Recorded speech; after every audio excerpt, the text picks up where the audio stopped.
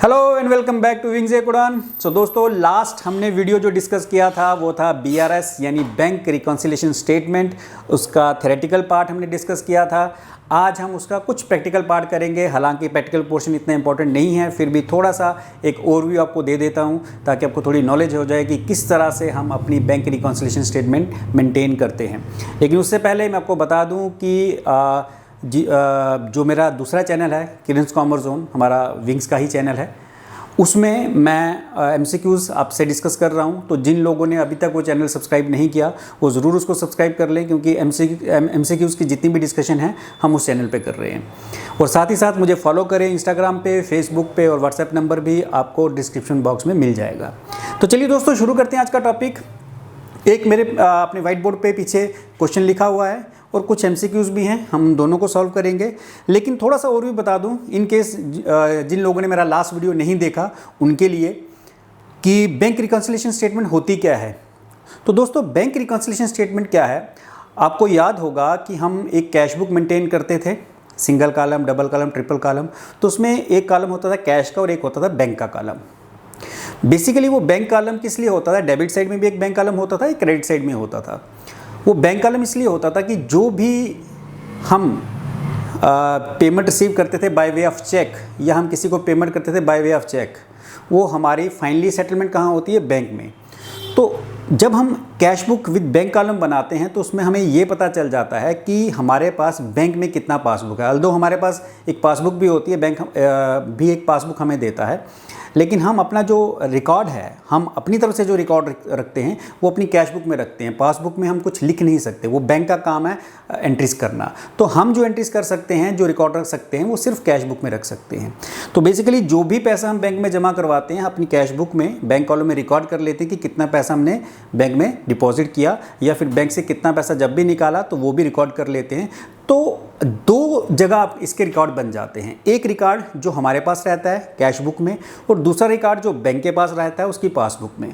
अब होता क्या है दोस्तों, क्योंकि दोनों एक ही ट्रांजैक्शन को रिकॉर्ड कर रहे हैं। अगर मैं बैंक में पैसा जमा करा रहा हूँ तो बैंक वही पैसा रिसीव कर रहा है, सेम अमाउंट। तो हमारे बैलेंसेस क्या होने चाहिए, सेम होने चाहिए। अगर मैंने 1 लाख रुपये बैंक में जमा करवाया तो मेरा बैंक बैलेंस भी 1 लाख होना चाहिए। लेकिन कई बार ऐसा होता है कि हमारे दोनों बैलेंस मैच नहीं करते।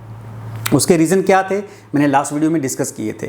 तो कई बार ऐसा होता है कि हमारे दोनों बैलेंस जो हैं वो मिसमैच कर जाते हैं बिकॉज ऑफ एनी रीज़न। वो मैंने लास्ट वीडियो में डिस्कस किए थे, वो वहाँ से देख लो। तो फिर हम एक बैंक रिकॉन्सिलिएशन स्टेटमेंट बनाते हैं जिसमें हम ये देखते हैं कि वो क्या रीज़न रहे हैं जिनकी वजह से हमारा जो कैश बुक का बैलेंस हमारी बैंक की पासबुक के साथ मैच नहीं कर रहा। तो हम दोनों में से कोई एक बैलेंस लेके, चाहे आप कैश बुक का बैलेंस ले लो चाहे पासबुक का। अगर आप कैश बुक का बैलेंस ले रहे हो तो आपको उसको टैली करवाना है पासबुक के बैलेंस के साथ, या फिर आप पासबुक का बैलेंस ले रहे हो तो आपको कैश बुक के बैलेंस के साथ उसको मैच करवाना है। तो उस प्रोसेस में जो हम स्टेटमेंट बनाते हैं उसको हम बोलते हैं बैंक रिकॉन्सिलिएशन स्टेटमेंट। अब देखिए किस तरह से हम वो स्टेटमेंट बनाते हैं। सबसे पहले मैं एक एग्जांपल के तौर पे आपको बताऊंगा। देखिए दोस्तों, ये हमारा कैश बैलेंस या कैश बुक, ये हमारा बैंक की पासबुक, ठीक है। अब मैं आपको ये बोलता हूँ कि जो भी हम कैश बुक में बैंक के ट्रांजैक्शन करते हैं, चाहे वो रिसिप्ट्स हैं चाहे वो पेमेंट हैं, इसका मतलब ये होता है कि बैंक में भी वही ट्रांजैक्शंस हो रही हैं। अगर हम बैंक को कुछ पैसा डिपॉजिट कर रहे हैं, बैंक को कुछ पैसा दे रहे हैं, तो हमारा कैश बैलेंस भी उतना ही शो होना चाहिए जितना हमारा बैंक बैलेंस है। अब देखिए क्यों दोनों में डिफरेंस आता है। कई सपोज करो कि स्टार्टिंग में मेरे पास कैश बुक में बैंक कॉलम में 50,000 था, मतलब इसका ये था कि बैंक में मेरे पास 50,000 रुपये पड़े हुए हैं, और वही बैलेंस बैंक पासबुक में भी था, क्योंकि मैं जितना पैसा जमा करवाऊंगा बैंक के पास उतना पैसा ही मेरे बैलेंस में रहेगा। स्टार्टिंग में ये सेम है, लेकिन कई बार डिफरेंस आता है बिकॉज ऑफ सम रीज़न। अब वो रीज़न क्या है, सपोज करो मैं किसी को कोई चेक इशू करता हूँ, मैंने किसी को कोई पेमेंट कर दी, तो अकॉर्डिंगली मैं क्या कर लूँगा कि अपनी कैश बुक का जो बैंक कॉलम है उसको 10,000 रुपये, अगर सपोज करो 10,000 की पेमेंट है तो 10,000 रुपये कम कर लूँगा, क्योंकि इतनी पेमेंट मैंने कर दी और मुझे पता है कि बैंक बैलेंस भी मेरा 10,000 कम हो जाएगा क्योंकि मैंने चेक से पेमेंट की है। तो अल्टीमेटली मैं अपना बैलेंस जो कैश बुक का है, जो मेरे पास कैश बुक है, उसका बैंक कॉलम को मैं 10,000 माइनस कर दूँगा कि मेरे पास बैंक में 40,000 ही होगा ये जब बैंक से पैसा निकल जाएगा। अब जिसको मैंने पेमेंट की, मान लो उसने चेक 10 दिन के बाद लगाया, लेकिन मैंने बैंक रिकॉन्सिलिएशन स्टेटमेंट उससे पहले बना ली, तो चेक तो जिस डेट को मैंने BRS बनाई यानी बैंक रिकॉन्सिलिएशन स्टेटमेंट बनाई, चेक तो उसके बाद उसने लगाया हमारे अकाउंट से, उसने तब पैसा विड्रॉ किया। तो इसका मतलब जब हमने बैंक रिकॉन्सिलिएशन स्टेटमेंट बनाई तो हमारा बैंक बैलेंस वही अमाउंट शो कर रहा था जो पहले था, क्योंकि जिसको मैंने चेक दिया था उसने जिस डेट को मैं बैलेंस रिकॉन्सिलिएशन स्टेटमेंट बना रहा हूँ तब तक वो पैसा बैंक से मेरे अकाउंट से नहीं निकाला था। तो हो गया मिसमैच। एक तो ये रीज़न है, और ये रीज़न मैंने पहले भी बताए थे। अब हमें करना क्या होता है प्रैक्टिकल पार्ट में, हमें कोई एक बैलेंस लेना है, चाहे वो कैश बुक का चाहे पासबुक का, मर्जी आपकी। अगर दोनों बैलेंस दिए हुए हैं तो आप कोई सा भी बैलेंस ले सकते हो। सपोज करो मुझे कैश बुक का बैलेंस लेना है, तो मुझे कैश बुक को, क्योंकि दोनों को मैच करना है, रिकॉन्साइल करना है, मिलाना है, तो मुझे अपने कैश बुक को कैश बुक के साथ थोड़ी मैच करना है, मुझे कैश बुक को किसके साथ मैच करना पड़ेगा, पासबुक के साथ।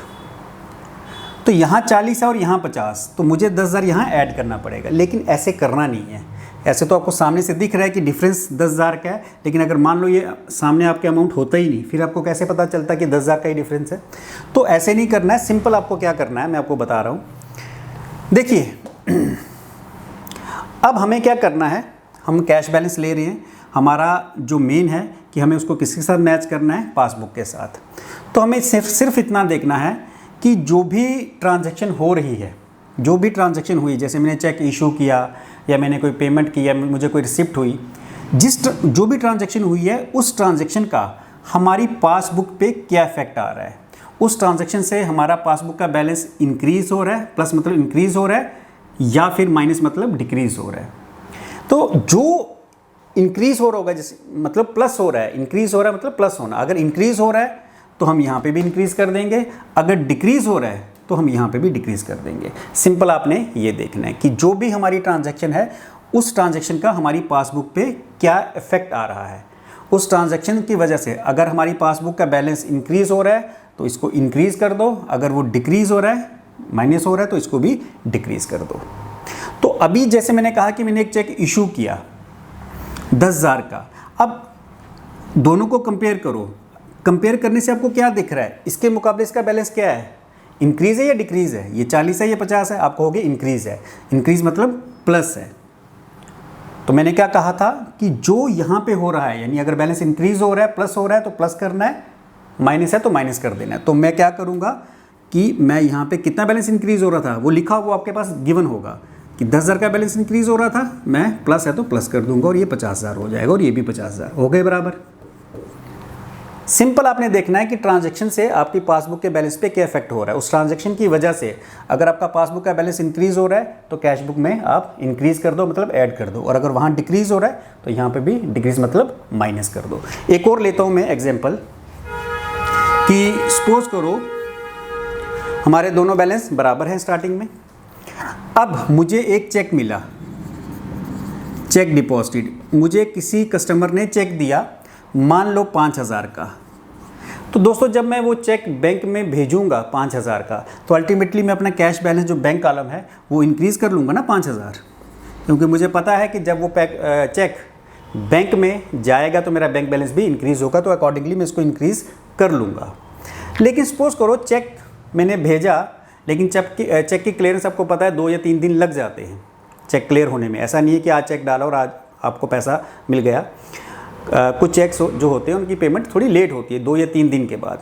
तो अगर मान लो पेमेंट आने से पहले ही मैंने अपनी BRS बनाई तो मुझे बैंक बैलेंस कितना दिखेगा, 50,000। क्यों? क्योंकि वो चेक अभी मेरे अकाउंट में आया ही नहीं है, वो अभी क्लियर ही नहीं हुआ चेक।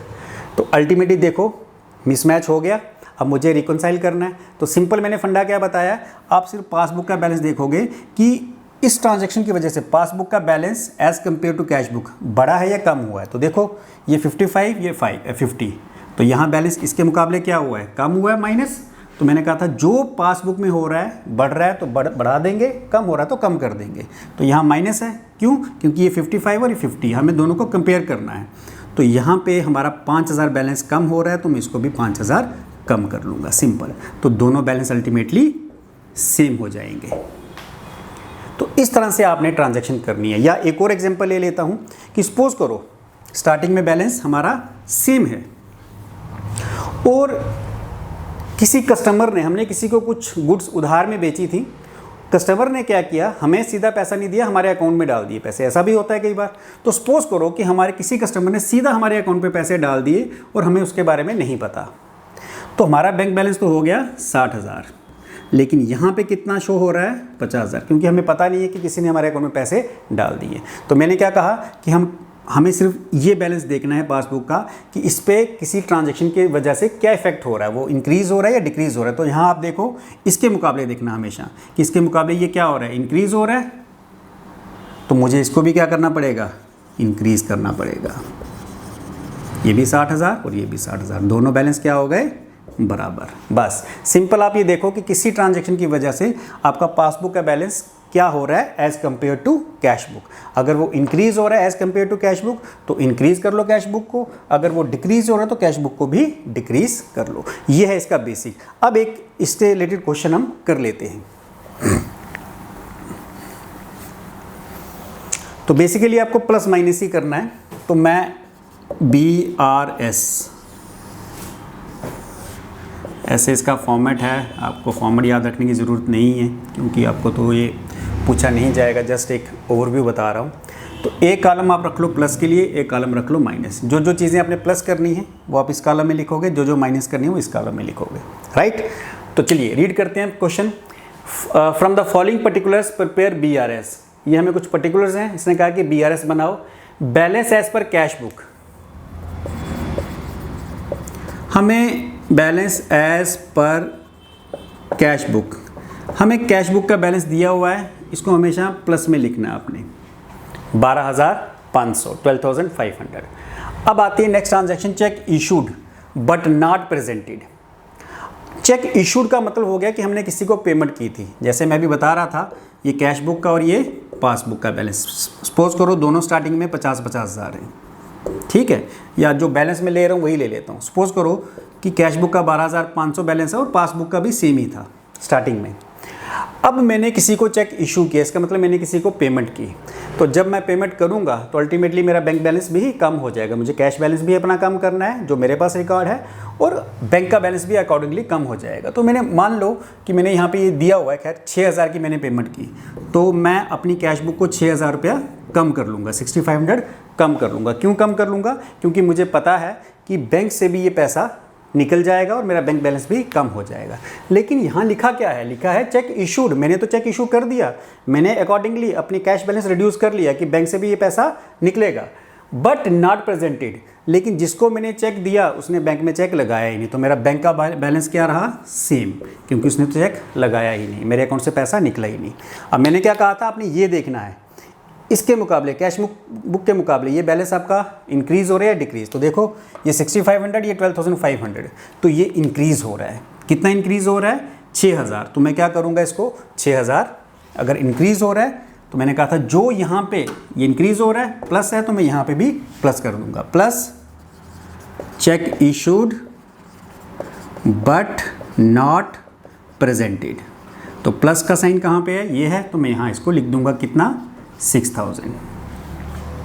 तो ये 6,000 जब यहाँ पे प्लस हो जाएगा तो अल्टीमेटली दोनों बैलेंस बराबर हो जाएंगे। ठीक है, चलिए नेक्स्ट पढ़ लेते हैं।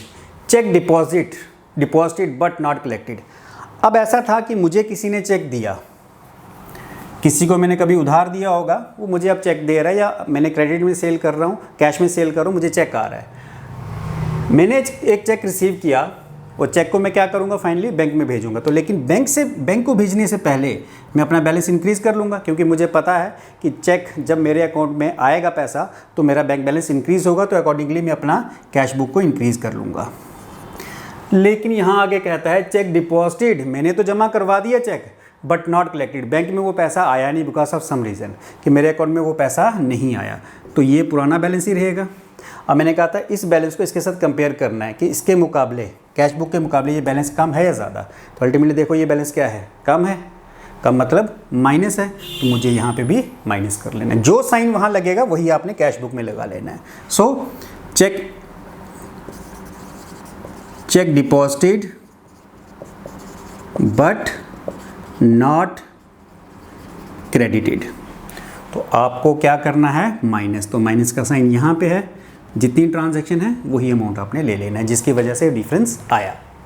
Next is bank paid insurance. अब दोस्तों कई बार हमारा ऐसा होता है कि हमारी जो इंश्योरेंस है हम बैंक को ऑथराइज कर देते हैं, वो बैंक के थ्रू कट जाती है। स्टार्टिंग में दोनों बैलेंस बराबर हैं, अब बैंक ने इंश्योरेंस दे दी, तो कितनी इंश्योरेंस दी, 5000। इसका मतलब हो गया कि जब बैंक हमारी इंश्योरेंस दे रहा है तो हमारा बैलेंस कम हो गया बैंक का, लेकिन हमें उसके बारे में सपोज करो नहीं पता, तो दोनों बैलेंस मिसमैच हो गए।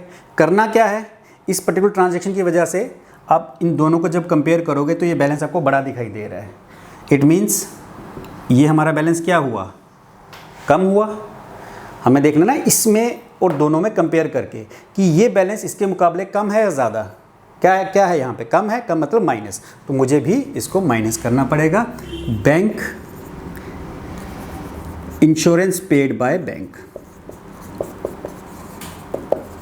कि बैंक ने जो इंश्योरेंस दे दी, क्या करना है मुझे, माइनस, तो माइनस वाले कॉलम में लिख दूंगा कितना, 5000। Next is bank charges. ये भी सेम ही है कि बैंक ने हमसे कुछ चार्जेस लिए, बैंक ने हमसे कोई कमीशन ली। अब बैंक जब हमसे कमीशन लेगा अल्टीमेटली फिर क्या होगा कि बैंक बैलेंस हमारा कम हो जाएगा, लेकिन हमें उसके बारे में नहीं पता, तो ये बैलेंस इसके मुकाबले ज़्यादा है, ये कम है, इसका मतलब ये माइनस हुआ है, तो हम भी क्या कर देंगे, माइनस। मैंने कहा था जो वहाँ हो रहा है माइनस हो रहा है तो माइनस कर देना है, प्लस हो रहा है तो प्लस कर देना है। तो बैंक चार्जेस भी हम माइनस में लिख देंगे 500। Next is directly deposited by customer. अच्छा, अब क्या किया कस्टमर ने, हमारे अकाउंट में सीधा पैसा जमा करवा दिया, सीधे हमारे अकाउंट में पैसा उसने 8000 रुपये जमा कर दिए। अगर उसने 8000 रुपये कस्टमर ने जमा कर दिया, अल्टीमेटली ये बैलेंस ज़्यादा हो जाएगा और ये सेम ही रहेगा, क्योंकि हमें तो पता ही नहीं है। तो ये बैलेंस क्या हुआ, इसके मुकाबले बढ़ रहा है, तो मुझे इसको भी बढ़ाना है। डायरेक्टली डिपॉजिटेड बाय कस्टमर, तो प्लस हो रहा है तो प्लस में रखना है इसको, कितना, 8000। Next is interest collected by bank. Bank ने हमें इंटरेस्ट दिया, इसका मतलब जब बैंक हमें इंटरेस्ट देगा तो हमारा बैंक बैलेंस बढ़ेगा, और हमें उसके बारे में पता नहीं है, वो बैलेंस सेम ही रहेगा। अगेन इसके मुकाबले क्या हो रहा है, ये बढ़ रहा है, तो यहाँ पे भी हम इसको इंक्रीज कर लेंगे। बैंक इंटरेस्ट क्रेडिट, मतलब बैंक ने हमें इंटरेस्ट हमारे अकाउंट में क्रेडिट किया या फिर जमा किया, 2000। अब आप टोटल कर लो। अब आपको देखना है साइड कौन सी बड़ी है, दोनों में से कोई एक साइड बड़ी हो सकती है।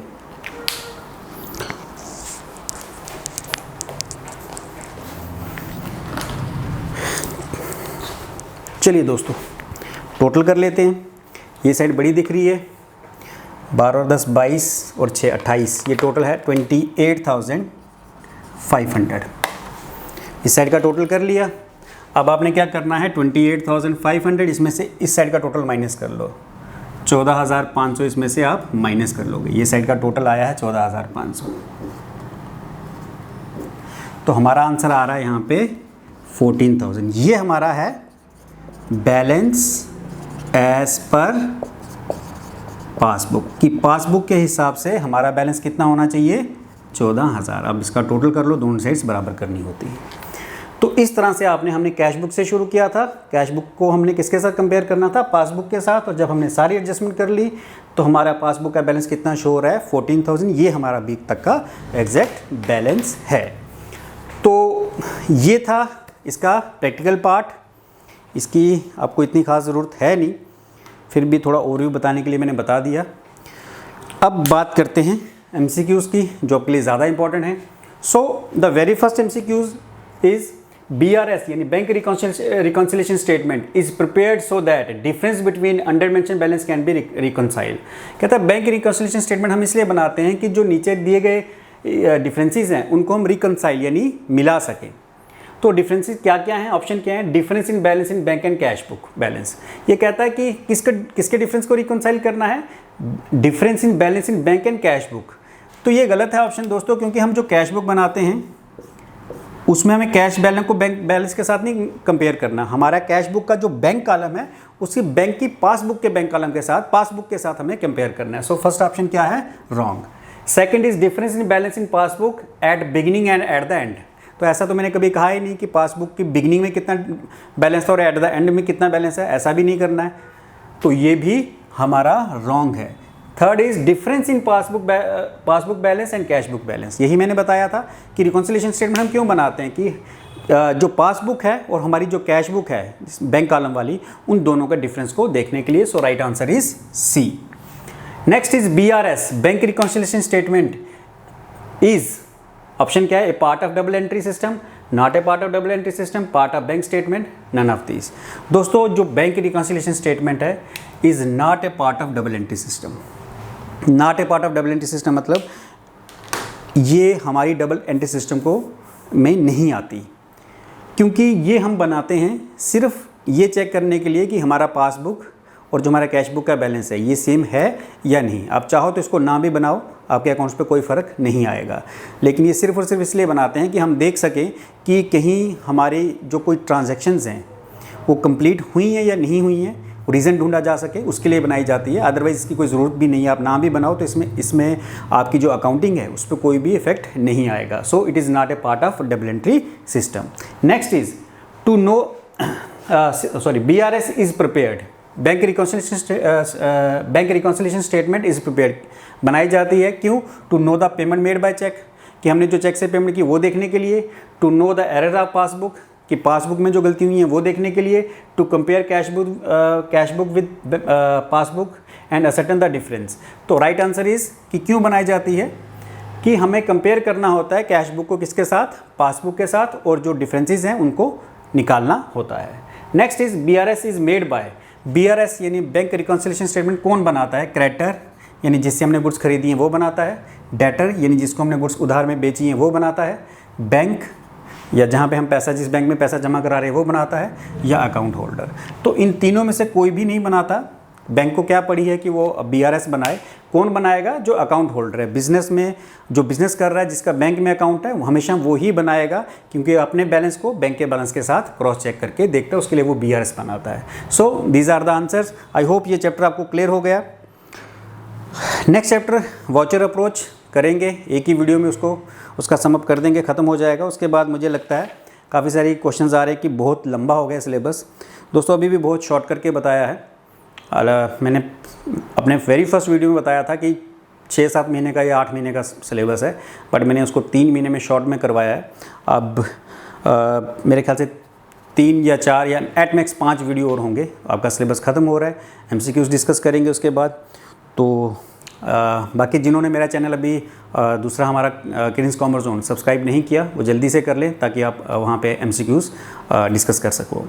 चलिए दोस्तों, थैंक यू, मिलते हैं अपने नेक्स्ट वीडियो में। Bye bye, take care.